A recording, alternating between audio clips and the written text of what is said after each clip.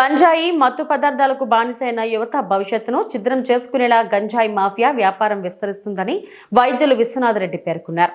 ఈ రోజు గంజాయి మత్తు పదార్థాలకు వ్యతిరేకంగా ఎస్ఎఫ్ఐ, డివైఎఫ్ఐ సంయుక్తంగా అనంతపురం నగరంలో సైకిల్ యాత్ర ప్రారంభించారు. అనంతపురం నగరంలో గంజాయి మత్తు పదార్థాల వ్యాపారం విద్యార్థులను లక్ష్యంగా చేసుకుని సిగరెట్, చాక్లెట్ల వంటి వాటిలో పరిచయం చేస్తూ యువతను మత్తుకు బానిస చేస్తుందని మానసిక వైద్యులు విశ్వనాథరెడ్డి పేర్కొన్నారు. ఒకసారి మత్తుకు బానిసైన తర్వాత భవిష్యత్ అంధకారం అవుతుందని ఆయన సూచించారు. మత్తు, గంజాయి ముఠాలకు దూరంగా ఉండేందుకు యువత, ముఖ్యంగా విద్యార్థి లోకం చురుగ్గా పనిచేయాలని ఆయన పిలుపునిచ్చారు. ఈ రోజు మనం ఇక్కడ సమావేశమైన ముఖ్య కారణం ఏమంటే ఈ యొక్క గంజా యొక్క వినియోగం, గంజానే కాదు మిగిలినటువంటి మాదక ద్రవ్యాల యొక్క వినియోగం అనేది రాష్ట్రంలో దినదినం పెరుగుతూ వస్తుంది. అలాగే మన జిల్లాలో చూసామంటే మన యొక్క స్టూడెంట్స్ అందరూ కలిసి ఎస్ఎఫ్ఐ ఆధ్వర్యంలో ఈ యొక్క సైకిల్ ర్యాలీ ఈ రోజు నిర్వహించడం జరుగుతోంది.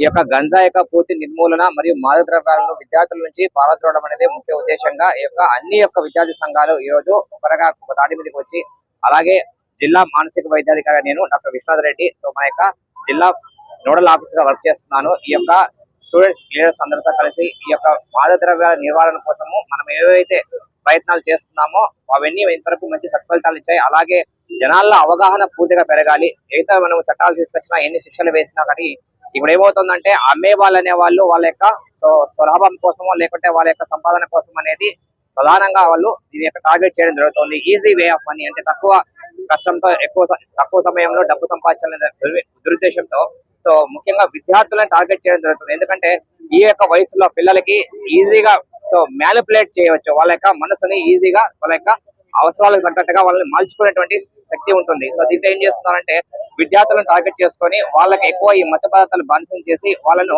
మానసిక వికలాంగత్వానికి గురి చేస్తున్నారు. మనం శారీరక వికలత్వం విన్నాం, కానీ ఈ యొక్క మాదక ద్రవ్యాల వల్ల ఈ యొక్క విద్యార్థుల్లో చిన్న వయసులోనే మానసిక వికలత్వం ఈ యొక్క దుర్వినియోగానికి అయితే లోనవుతారో వీళ్ళ యొక్క మెదడు పైన చాలా దుష్పరిణామాలు చూపడం వల్ల వీళ్ళ యొక్క ఈ యొక్క చదువు మీద కావచ్చు, లేదంటే వేరే ఒక వృత్తి మీద కావచ్చు ఉన్న ఆసక్తి పూర్తిగా తగ్గిపోతుంది.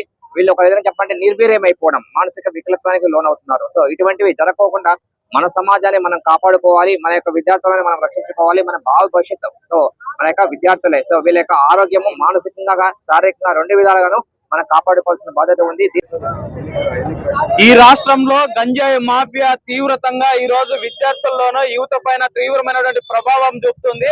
గంజాయి రహిత రాష్ట్రంగా చేయాలని, ఈ రాష్ట్రంలో గంజాయిని పూర్తిగా నివారించాలని, ఎక్కడైతే గంజాయి రవాణా జరుగుతుందో వాళ్ళు ఎవరైతే చేస్తున్నారో వాళ్ళపై తగిన చర్యలు తీసుకోవాలని ఈ రోజు విద్యార్థి యువజన సంఘాలుగా అనంతపురం జిల్లా వ్యాప్తంగా ఒక సైకిల్ యాత్ర నిర్వహించి ప్రధానంగా విద్యా సంస్థల్లోనూ విద్యార్థులకు ఒక అవగాహన సదస్సులు నిర్వహించడం కోసం ఈ రోజు అనంతపురం టవర్ క్లాక్ వద్ద ఈ సైకిల్ యాత్ర నిర్వహిస్తున్నాం.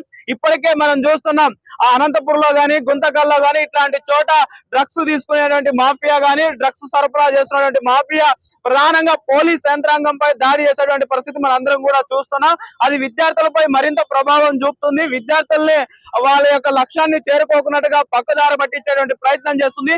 దీనిపై ప్రభుత్వం ప్రత్యేకమైనటువంటి కమిషన్లు ఏర్పాటు చేసి దీన్ని వెంటనే నివారించేటువంటి ప్రయత్నం చేయాలా. ఒకవైపు ప్రభుత్వంతో పాటు స్వచ్ఛంద సంస్థలు, డాక్టర్లు, విద్యార్థులు, అదే విధంగా మేధావులు అందరూ కలిసి వచ్చి దీనికి వ్యతిరేకంగా పోరాటం చేస్తున్నటువంటి అవసరం ఉంది. కాబట్టి ఇలాంటి సందర్భంలో ఏదైతే డ్రగ్స్ రహిత సమాజాన్ని నిర్మించడం కోసం ఎస్ఎఫ్ఐ విద్యార్థి సంఘం ముందడుగు వేసింది. ఒకవైపు ఏమో నారా లోకేష్ గారు డ్రగ్స్ వద్దు బ్రో అనేటువంటి ఒక స్లోగన్ ని ప్రచారం చేస్తున్నారు, ఫ్లెక్సీలు వేస్తున్నారు. కానీ దాన్ని పూర్తి స్థాయిలో గ్రౌండ్ లెవెల్లో దాన్ని నివారించేటువంటి చర్యలు తీసుకోవడంలో పూర్తిగా రాష్ట్ర ప్రభుత్వం విఫలమైంది. ఇప్పటికైనా రాష్ట్ర ప్రభుత్వం స్పందిస్తూ ప్రత్యేక కమిటీలో ప్రత్యేక కమిషన్ ఏర్పాటు చేసి డ్రగ్స్ నివారించాలని ఎస్ఎఫ్ఐ కూడా మేము డిమాండ్